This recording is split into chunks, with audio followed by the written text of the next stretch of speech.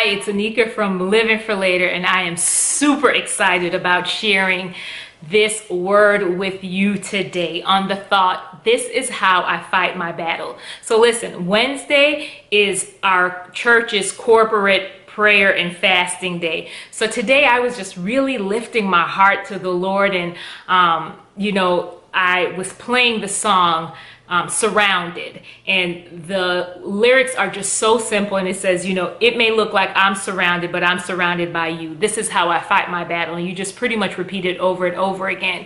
So I was listening to the story of how the song was prophetically birthed, and one of the young ladies, or the young lady that wrote the song, along with her brother and another friend, she made the point that as she was singing the song and the Lord was giving her the song in, one of their times of prayer, she said that she thought about the story of Elisha in the book of 2 Kings. And in this story, we have the king of Aram, and he was at war with the Israelites.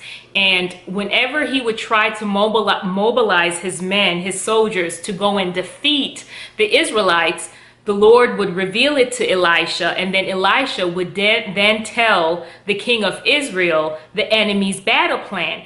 And this happened more than once, and this greatly frustrated the king of Aram. And he actually, said to his soldiers, who here is a traitor? And one of them spoke up, and he said, no, none of us are traitors. Actually, this is Elisha, the prophet. This is being revealed to him, and he goes and he shares it with the king. As a matter of fact, he can tell you about stuff that's going on, in the privacy, the things that you say in the privacy of your bedroom. So the king of Aram then, gets a whole bunch of his soldiers together and sends them to the house of Elisha, with the intention, of course, of killing him, getting him and then killing him. So when Elisha's servant opens the door and see all these soldiers surrounding them, he goes into panic like any of us would, right?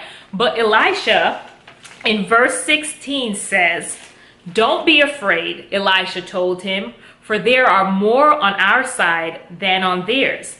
Then Elisha prayed, "O Lord, open his eyes and let him see." The Lord opened the young man's eyes, and when he looked up, he saw that the hillside around Elisha was filled with horses and chariots of fire. So this is so exciting to me, because this injects me with just such faith to know that sometimes we have circumstances, right? And it feels like it's going to swallow us up. Sometimes we feel that we are going to be defeated, that the enemy is just totally surrounding us. But just like in this passage, we need to have our spiritual eyes open to recognize that while it may seem like the difficulty is surrounding us, ultimately we're surrounded by God, which is greater, right? So this is so something that we need to grab a hold of, because many times we try to fight our battles through natural means, right? We try to use natural weapons, and we don't recognize that our prayer and our praise is what we should use to fight our battles. This is how I fight my battle, through prayer and praise, because there's something about prayer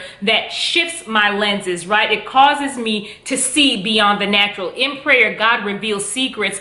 In prayer, God reveals the battle plan to me and shows me how to defeat my enemy. As a matter of fact, when I'm praying, I'm saying, God, I recognize that I am not in control, and I need you to surround my circumstance. I need you to surround this difficulty. So there's something about getting on my knees that gives me a different perspective, as opposed to, oh, I'm surrounded. When I get down on my knees in prayer, I realize, no, I'm surrounded by God, and that is what is greater. So I just want to encourage you today. I think about even what it says in Philippians 4:6-8. Don't be anxious for anything, but in all things, through prayer and supplication, with thanksgiving, make your requests made known unto God. And this supports what's really being said here in this song, because when I pray, about whatever my situation is, as opposed to worrying about it. And some of us try to fight our battles through worrying. Like, maybe if I think about this hard enough and try to troubleshoot every single way, then maybe I could fix it. No,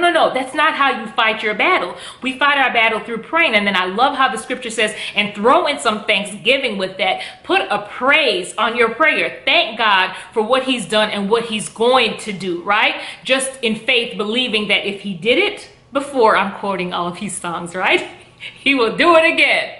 So just knowing that God is able to work in your situation, and you fight your battle through prayer and through your praise. So I just want to encourage you to stop trying to use natural weapons to fight a spiritual war. When the enemy is coming against you, you can't sit there trying to have a conversation with him in a natural sense.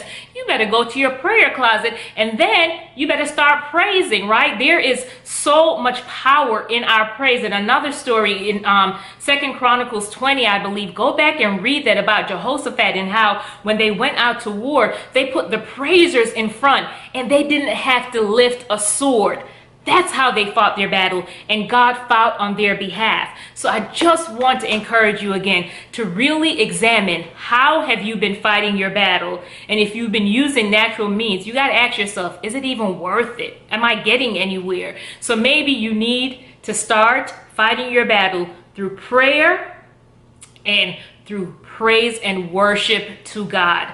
And when you do that, you will realize that you are surrounded by God, and the enemy cannot win. All right, you be blessed.